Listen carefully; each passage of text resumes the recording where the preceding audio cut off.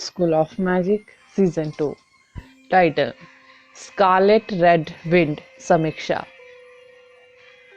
तिरछे हॉल के सामने का क्षेत्र चट्टानों और पत्थरों की चपेट में आने के कारण जर्जर हो गया था। बटलर एक अर्थ मैजिशियन था और उसने पत्थरों की बारिश का विरोध करने के लिए तुरंत एक रॉक बैरियर डाला। जैसे ही अन्य ग्रे पुजारी जल्दी से रॉक बैरियर के पीछे छिप गए, आदर्श के चेहरे पर एक मुस्कुराहट दिखाई दी। Flame sword! उसने अपने हाथों को ऊपर उठाने पर उसके हाथों से आग की लपटें तेजी से निकलने लगी और तेजी से 10 मीटर लंबी ज्वाला तलवार में बदल गई। ज्वाला तलवार का निर्माण भूरे और धधकते लाल लपटों के संयोजन में हुआ था। एक बार जब इसने अंततः आकार ले लिया तो आदर्श ने तलवार पकड़कर हवा में छलांग लगा दी और रॉक बैरियर पर अटैक कर दिया। शैतान नगरी के लोगों ने सोचा कि रॉक बैरियर उनकी रक्षा करने में सक्षम है, फिर भी आदर्श की नजर में यह उनकी कब्र के अलावा कुछ नहीं था। वह उन सभी को एक ही झटके में कुचल सकता था। जलती हुई तलवार पत्थर की मोटी परत को चीरती हुई बहुत ऊंचाई से नीचे गिरी। रॉक बैरियर के पीछे छिपे 2 ग्रे पुजारी आग की तेज धार की चपेट में आ गए और राख में बदल गए, क्योंकि स्लैश के बल ने आग की लपटों को अंतराल से पार कर दिया। वह कैसा राक्षस है! बटलर चिल्लाया और अपनी जान के डर से भाग गया। उसके दुश्मन का जादू पूरी तरह से अप्रत्याशित था, चाहे वह हजारों छेदने वाले उग्र पंख हो या ज्वाला तलवार। वे दोनों एक एडवांस स्पेल के लिए तुलनीय थे। उसे इस बात का कोई अंदाजा नहीं था कि उसका दुश्मन उसके जादू को इतने उल्लेखनीय ढंग से नियंत्रित करने में कैसे सक्षम है। केवल सुपर जादूगर ही अपने जादू को इतनी अच्छी तरह से नियंत्रित करने में सक्षम थे। सीनियर, ऐसा लगता है जैसे उसके चारों ओर तात्विक ऊर्जा की एक परत है। मैं अनुमान लगा रहा हूं कि उसके पास किसी प्रकार का फायर एलिमेंट प्राणी होगा जो उसे कौशल का एक अलग सेट प्रदान करता है, एक ग्रे पुजारी ने कहा। बटलर की अभिव्यक्ति डूब गई। इससे क्या फर्क पड़ा? भले ही वे जानते थे कि उस आदमी का फायर एलिमेंट अविश्वसनीय रूप से शक्तिशाली था, क्योंकि उसके पास एक दुर्लभ मौलिक प्राणी था, फिर भी इसने इस तथ्य को नहीं बदला कि उन्हें पूरी तरह से कुचल दिया जा रहा था। उसे रोको, नहीं तो ब्लू डिकन हमें कष्ट देगा, बटलर ने दांत भींचते हुए कहा। बटलर के पैरों के पास धीरे धीरे फ्रॉस्ट दिखाई देने लगा। उसने अपना हाथ बढ़ाया और 2 बर्फ की चैनें मंगवाई। जैसे ही बटलर ने बर्फ की जंजीरें दिखाई, उसे लगा कि उसकी ताकत कई गुना बढ़ गई है। जब घुसपैठिया शापित जानवरों को संभालने में बिजी था, तब वह आदर्श पर पीछे से अटैक करने और उसे स्थिर करने की योजना बना रहा था। आदर्श को लगा कि उसकी पीठ ठंडी हो रही है। उसने बिना किसी हिचकिचाहट के अपने मैजिक शूज एक्टिवेट किए। उसके पैरों की ताकत काफी बढ़ गई। आदर्श बर्फ की जंजीरों को चकमा देते हुए तेजी से आगे बढ़ा, इससे पहले कि शापित जानवर उसे लात मारने की कोशिश कर रहा था। दूर जाने का अभद्र संकेत देना, टेलीकिनेसिस स्कैटर।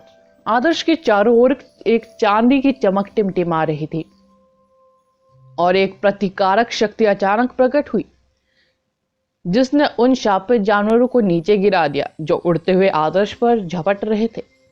प्रत्येक हवा में ताजा खून की उल्टी कर रहे थे। स्पेस एलिमेंट बेसिक स्पेस की ताकत जादूगर की आध्यात्मिक शक्ति और नियंत्रण पर निर्भर थी।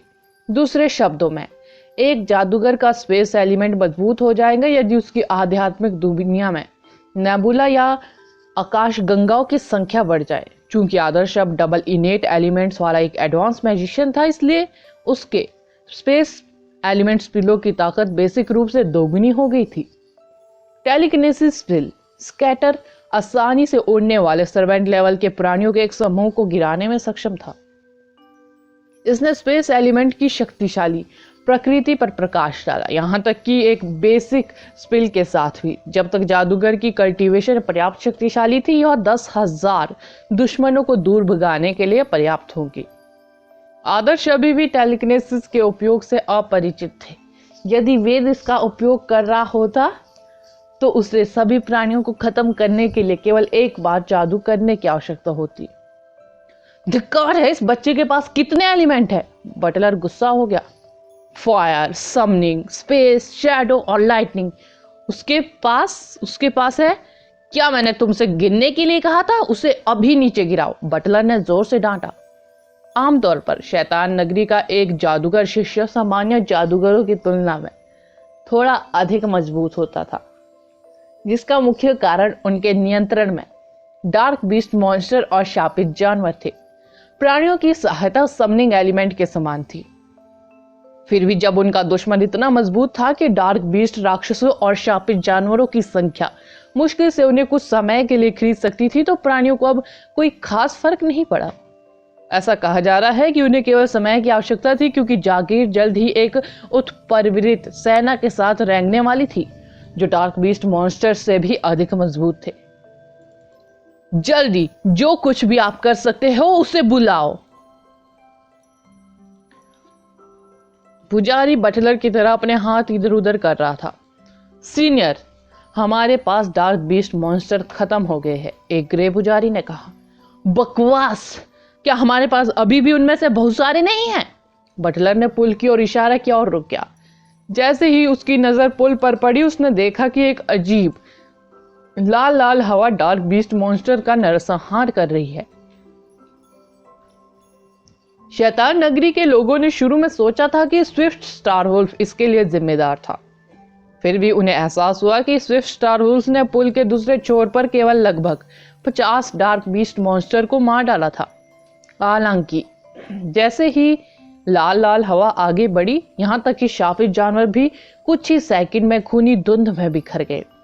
बटलर का चेहरा खाली था, क्योंकि वो समझ नहीं पा रहा था कि क्या हो रहा है। जब लाल लाल हवा अंततः पुल के अंत तक पहुंची, तो उसने अंदर लाल कोट में एक पतली महिला को देखा। उसके हाथ स्टील को काटने के लिए काफी नुकीले पंजों में जकड़े हुए थे। इसके अलावा जब वह पंजों से अटैक करती थी, तो वह अविश्वसनीय रूप से तेज थी, इतनी तेज कि ऐसा लगा मानो वह एक बवंडर की तरह घूम रही हो। महिला आदर्श की दिशा में रास्ता साफ कर रही थी। डार्क बीस्ट मॉन्स्टर छोटे कीड़ों की तरह थे, जिन्हें वह आसानी से काट कर मार सकती थी और अपने पीछे लाशों को एक के ऊपर एक रखकर छोड़ देती थी। आदर्श पर कई शापित जानवरों ने एक साथ अटैक करके उसे बिजी कर दिया था।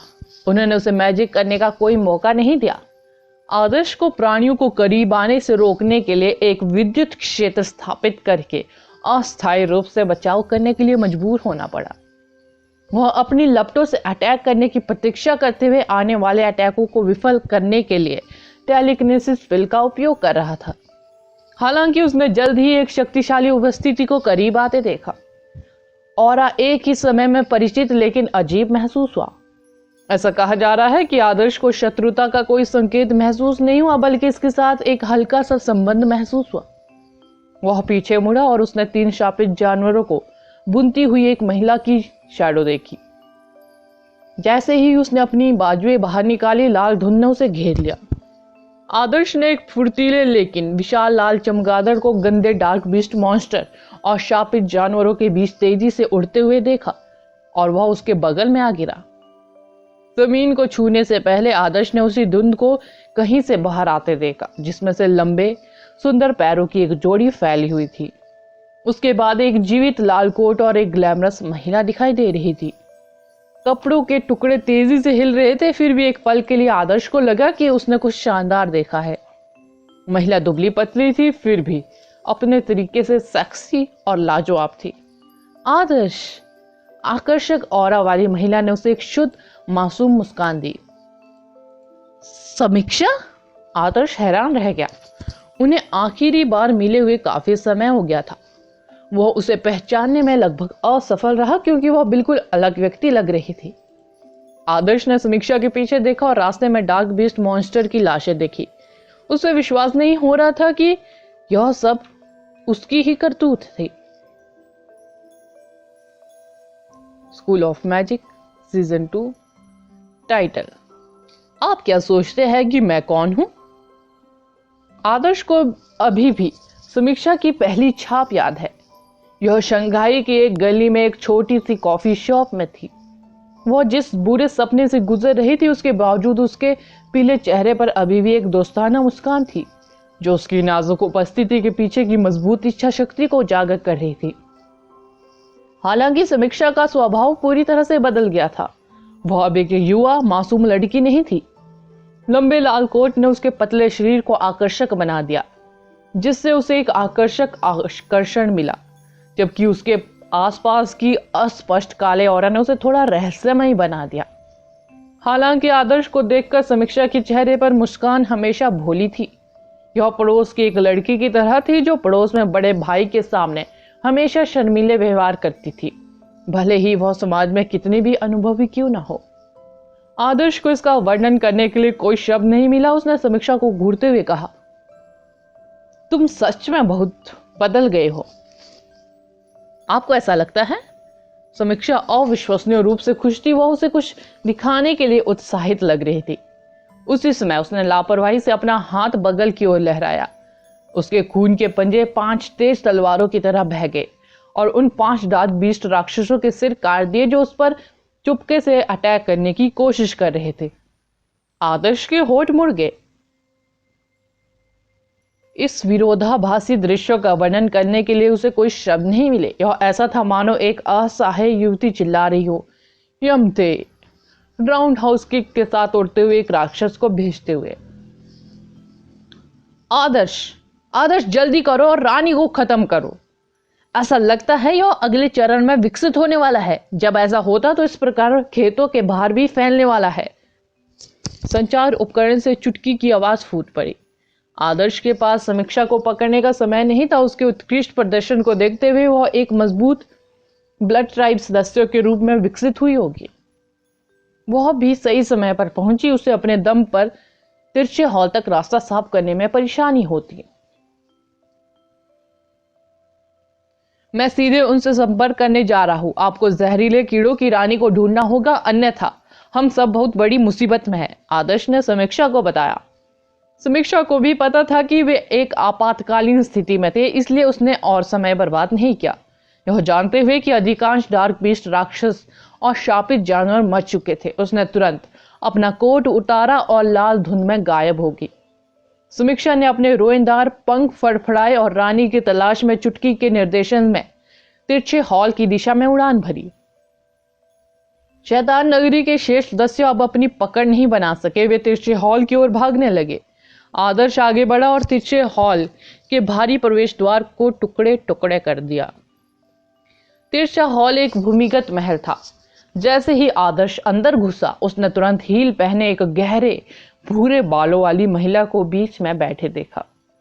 उसकी एड़ियां खून से सनी हुई थी। वह बिल्कुल साधारण लग रही थी, फिर भी वह एक भयानक मोहक ऑरा से ढकी हुई थी। वह निर्दय, घमंडी और खुले कपड़े पहनने वाली थी। उसका बायां हाथ उसके पैर पर था। उसका दाहिना हाथ एक स्त्री पुरुष चाट रहा था। तिरछा हॉल के बाहर हुई अनगिनत मौतों से वह परेशान नहीं थी। हालांकि जब उसने आदर्श की ओर अपनी ओर आता देखा तो उसके चेहरे पर एक आकर्षक मुस्कान आ गई। मुझे पता है कि तुम कौन हो, उस महिला ने आदर्श को तिरछी आंखों से देखते हुए कहा। ओह, आदर्श ने शिष्य और गृह पुजारियों की झलक देखी और उन्हें शेष डार्क बीस्ट मॉन्स्टर और शापित जानवरों सहित महिला के पक्ष में वापस जाते देखा। आप मेरी झील से आदर्श है, कोई ऐसा व्यक्ति जो हमारे संगठन के लिए परेशानी पैदा करता है। महिला की आंखें तेजी से चमक उठी। यह कहते हुए आदर्श ने उत्तर दिया, हर कोई मुझे शैतान नगरी का टर्मिनेटर कहना पसंद करता है। आपने अपने आप को बहुत ज्यादा महत्व दिया है। यदि हम सचमुच तुमसे छुटकारा पाना चाहते तो तुम कुछ दिनों से अधिक जीवित ना रह पाते। आप अभी भी जीवित है क्योंकि किसी ने नहीं सोचा था कि आप जैसा छोटा झींगा हमारे लिए इतनी मुसीबत खड़ी कर देगा। महिला ने फिर से कहा। मुझे याद आया, जिस व्यक्ति ने मेरा उसी तरह अपमान किया था वह रजावत नामक व्यक्ति था। क्या वह ब्लू डीकन्स का नेता नहीं है? उनकी बहुत ही भयानक मौत हुई। जाहिर तौर पर यह सालन ही था जिसने हताशा के कारण उसे मार डाला। आप जैसा छोटा सा ब्लू डिकन शैतान नगरी में एक अधिकारी भी नहीं है, ठीक है? बदले में आदर्श ने मजाक उड़ाते हुए कहा। आदर्श झगड़ने का शौकीन था, इसके अलावा इससे समीक्षा को अधिक समय कमाने में मदद मिली। महिला को कोई चिंता नहीं थी। उसने उस स्त्री पुरुष को दूर धकेल दिया, धीरे से अपने कान की बाली उतार दी और उसे आदर्श पर थमा दिया। आदर्श को कोई अंदाजा नहीं था कि महिला क्या कर रही है। उसके पैरों के पास गिरी बाली को उठाने का उसका कोई इरादा नहीं था। यह एक संचार उपकरण है, क्या आप उत्सुक नहीं है कि दूसरी तरफ कौन है? महिला ने चुनौतीपूर्ण अंदाज में कहा। आदर्श ने बाली उठाई और वास्तव में उसमें से एक आवाज निकलती हुई सुनी। आदर्श ने इसे अपने कान के पास रखा और तुरंत एक शांत, आराम से सांस लेने की आवाज सुनी। समुद्र के उस पार झरने के सामने खड़ी एक आलीशान हवेली में लंबी लाल पोशाक में एक व्यक्ति बालकनी पर खड़ा था, जो संरचना से बाहर फैली हुई थी। उसके सुनहरे बाल झरने की जलवाष्प से गीले थे। उसका लबादा इतना लंबा था कि फर्श पर आधा मीटर तक खींचा जा सकता था, फिर भी वह झरने की हवा में बेतहाशा बह रहा था। वह एक पल के लिए चुप रही, फिर अंत में उसने कहा, तुम्हें क्या लगता है कि मैं कौन हूं? तिरछे हॉल में वापस आवाज सुनकर आदर्श का चेहरा काला पड़ गया। किसी कारण से, शायद सहज ज्ञान से, आदर्श को विश्वास था कि उससे बात करने वाला व्यक्ति कोई और नहीं बल्कि मृत्यु का देवता था, जिसने पूरी दुनिया को चौंका दिया था। सालन, यह उसके होना चाहिए।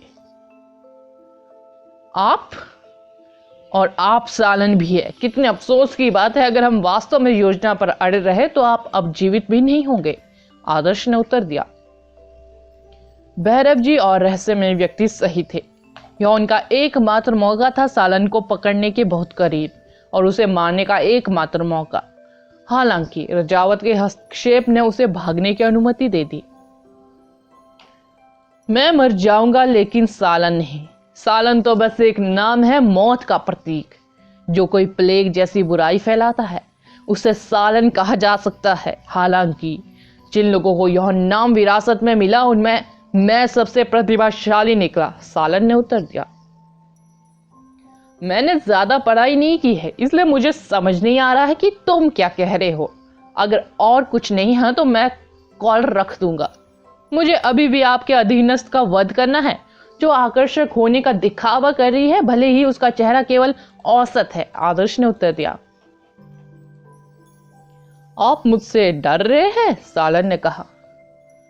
वास्तव में नहीं, बात सिर्फ इतनी है कि मुझे इस तरह चैट करने की आदत नहीं है। हम एक समय और स्थान क्यों तय नहीं कर लेते और हम बैठकर धीरे धीरे बात कर सकते हैं? आदर्श ने नम्रता पूर्वक पूछा। जरूर, लेकिन आप जो जगह चुनेंगे वहां पर इन्फोर्समेंट यूनियन के बहुत से लोग मेरा इंतजार कर रहे होंगे, इसलिए आपको इसकी जगह मुझे चुनने देना चाहिए, सालन ने कहता। वे सोचता है, भूल जाओ, तुम बहुत निष्ठाहीन हो, आदर्श ने उत्तर दिया। यह ठीक है, अंत तो तुम मुझे देखोगे। आशा है कि तुम अब भी मुझे पहचानोगे। महिला मेरी छात्र है। सडन डेथ पॉइजन एक अच्छा खिलौना है जिसे मैंने उसके लिए तैयार किया है।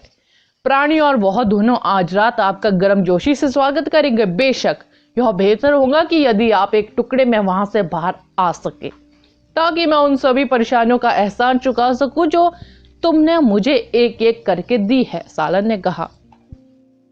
तुम्हें लंबे समय तक जीना है, अन्यथा मैं केवल आपके आसपास के लोगों से आपका कर्ज चुकाने के लिए कह सकता हूं। अगला एपिसोड जानने के लिए बने रहे मेरे इस चैनल के साथ। Thank you.